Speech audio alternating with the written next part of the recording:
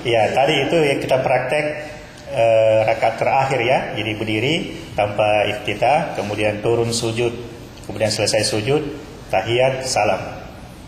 Dapat berapa menit? 5 menit. Cepat ya. 6 menit. Sama yang tadi. Tapi agak cepat. Ya, kalau sama yang tadi seharusnya lebih lama dari yang tadi. Itu anunya, rumusnya. Salam 7 menit. 7 menit. Ya itu yang karena ada tahiyat. Tahiyat itu yang bikin lama. 6 menit 33 detik. Nah, seharusnya lebih lama sedikit. Berapa? Agak cepat tadi saya lihat kita pindah. Maksudnya pindah gerakan ya. Capek ya? Tidak? Tidak. Oke. Tidak capek toh? Mau tambah.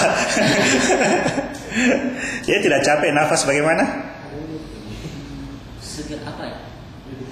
Ya lebih teratur. Orang bilang lebih segar. Lebih segar ya. Sah?